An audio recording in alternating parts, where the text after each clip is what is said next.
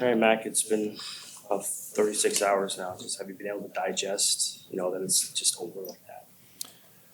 It still stings, no doubt, and you kind of go over your head, from one game to the next, and kind of go through what happened and break it down, and it's tough. It's in our minds, it was closer than a 5-game series, and there's certainly things you wish you did better, and a lot of things you like too. And I think a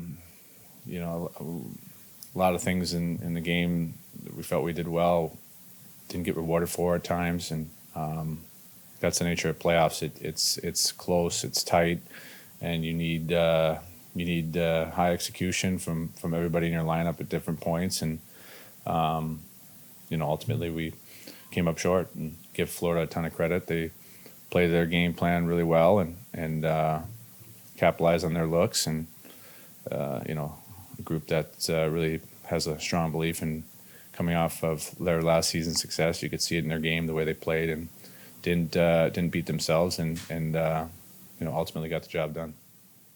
Mac, this was a pretty intense series, but can you take us through kind of the mentality of when you guys saw Hagel go down, and he's a guy that brings so much to your group, and you knew you were going to be without him. Can you just talk about that a little bit? Yeah, I mean, obviously, incredible season from Hags, and no doubt he was one of the hungriest players for us going to the playoffs. The way he plays, and in your face, and physical and skilled, and to lose him for a game and the suspension, and then injury wise, you never want to see somebody have to go through that, especially a big piece like him, and the way he's come to Tampa and just taken the reins and become a huge piece for our group. So you're going to lose different guys, different reasons, like I said, injuries, suspensions, and whatnot in the playoffs, and it was up to us as a group to respond. We had a great response there in Game 3, and ultimately, like I said, a lot of things that were which made us successful in the regular season. We didn't get to enough in the playoffs, and a lot of great years from guys, and no doubt we have confidence that they're going to continue to have those great seasons again next year, and come back better and ready for another deep run. Ryan, you guys had a great defensive year. It was one of the priorities to improve during the offseason. And in the middle 3 games of the series, that was right there. But there were problems in Game 1 and Game 5. You look around the league, like some teams like the Kings, Winnipeg last year, great defensive teams during the regular season, sometimes have problems in the playoffs. Is there a difference between defending well in the regular season, or is it difficult to translate that sometimes to the playoffs? It's kind of, it's tough to put into words, tough to figure it out. Playoff hockey is such a fine line, as you know, and we always say it's there's no small place, and crazy bounces happen, and things happen so fast out there that stuff that happens in the regular season, it just doesn't happen the same way in the playoffs at times, just because of the nature of the intensity and the speed of the game. So defensively, yeah, it was we had great commitment from everybody, not just the D group, but the forward group, and we needed that a little bit more, obviously, in the series in the end. And Florida definitely defends well, and we could have defended it a little bit harder too as a group. And anytime you're giving up more than 3-4 goals a game, that's tough to win in the playoffs, and tough to win in the regular season too, as our coaches and our group always says. So it was no doubt unfortunate that we weren't able to keep the goals against down in the playoffs, and like I said, give Florida a ton of credit. Ryan, in returning to the Lightning, what might you remember most about this group? I think a lot of new faces, a lot of changes.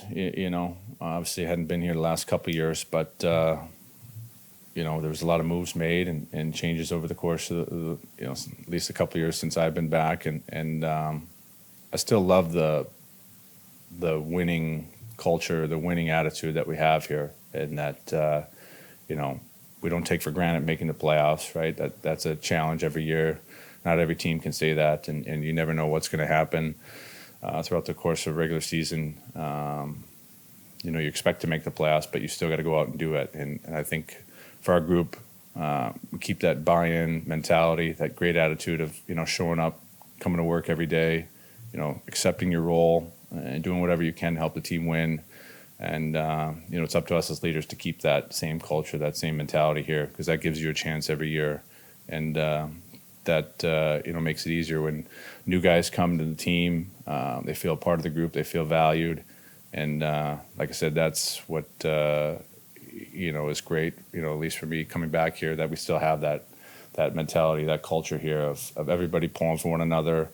There's no egos in this group, and we care about winning, and it hurts our group a ton when we lose. Mac, you've played Florida a lot in the playoffs. Some great battles, a lot of new faces on both sides. So that's the obvious part. But how did it make maybe this series different than some of the other past years where you played Florida in the playoffs? Yeah, I think other years it seemed like there was, a lot of high-flying rush chances back and forth. I remember those series, it was just back and forth, chance. And, certainly this time around, there wasn't room out there, and it wasn't, a lot of high-flying pretty goals, that you see, your odd mans and whatnot. And so I think, you always talk about being patient in your system and patient in your game. And no doubt, Florida just kind of is patient in their game and is willing to play that grinding, boring hockey, so to speak. And it's effective. And we've been on that side before where you just trust your system, you don't give up much, and you kind of pounce on your opportunities when they're there, and it's not pretty. And you feel like at times as the opposition, you've got great control of the game, and you're feeling confident about where your game's at as a team, and you ultimately end up on the wrong side of things, and you're kind of shaking your head and wondering how it went wrong. So it just seems that both groups that really try to buy in and play the right way as far as doing the little things to win. And there wasn't a lot of room out there, and it's the way you need to win in the playoffs. Ryan, you've been a captain in this league. Obviously, you know Heddy very well. What did you see from him in his first season wearing the C for this team?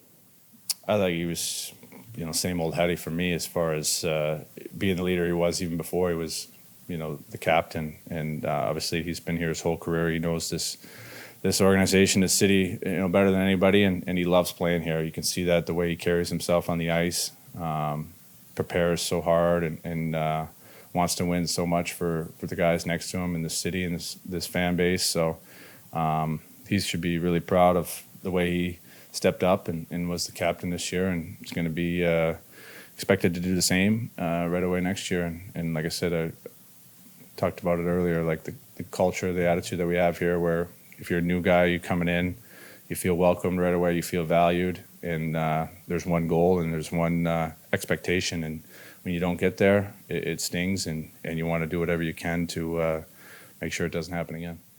Ryan, you talk about the culture, the championship pedigree of this organization.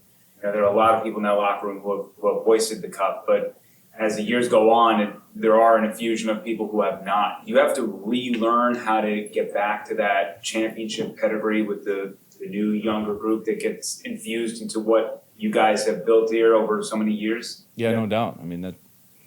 That's what you got to use from this experience here, right? Is some rookies, young guys getting their first taste of playoff hockey, and even veterans that played 500-600 games getting their first taste of hockey, playoff hockey, and the guys that have been here the last few years, that are playing big roles. It's you've got to try to seize every opportunity you can in the playoffs and understand how important every player on the team is, and everybody's role, how important it is, and how it can be the difference in a game. It can be that close, and you need different guys to step up, and that'll be the toughest thing, is that we just, as a group, collectively didn't get the job done together, didn't step up enough in this series, and it's a fine line between winning and losing. And like I said, there's no doubt this experience is going to help keep fueling us, motivating us, and help guys, be that much more excited and motivated to go further next time and push themselves a little bit further. Right, you've been through the spectrum of everything in the playoffs, right? From top of the mountain, first line, first round, whatever. What's it like there was a lot of expectations on you guys, and I know you had a lot of expectations in the room. But to deal with the sudden stop of it all, it's over. Like, how do you compartmentalize those emotions? Yeah, I mean, it's never easy. Like I said, you get together with the guys, you talk through things, and you go through exit meetings, and you talk through things, and you look at things, and like I said, ultimately, you've got to continue to have that hunger and that want to win, and there's no doubt about that with all the guys in the room there. That it stings, that we're not excited that our off season is starting and we're having a long summer. That doesn't excite us at all. It is that we've got an extra month to train and get ready for a season. We want to be playing still, and that is what's most important, is that we keep that hunger, we keep that fire in our bellies. We want nothing but to call ourselves champions at the end of a long playoff run, and so it'd be different if guys were getting out of town right away, getting excited to go on trips and see family, but it's not like that with this group, and that's, like I said, we take losing very, very we take losing worse when we like winning, and so that's what excites you about being a part of this team and this culture and this organization, is when you have a group that wants to win so bad. You've talked so much about how much you've enjoyed, loved being here in Tampa. You're going into the next year, your last year, your contract. Where do you kind of see things moving forward in terms of wanting to be here, end your career here, in Tampa? Would you be open to an extension talk this summer or anything like that? Yeah, I mean, I haven't. It hasn't come up in any kind of talks yet, but clearly, obviously, I was excited to be able to come back here last summer, be a part of this great organization, this team, and like I talked about before, I have a ton of hunger still in me and wanting to win, and this is a great place for me to have that chance, and it'll be we'll see what happens, but like I said, this is an unbelievable organization, city. There's nowhere else I'd want to be for the rest of my career, and whether it happens or not, we'll see. But it's, like I said, a great chance to win every year, a team that's always going to be going for it, and a great group of guys that, like I said, care for one another, and that's all you want to be a part of.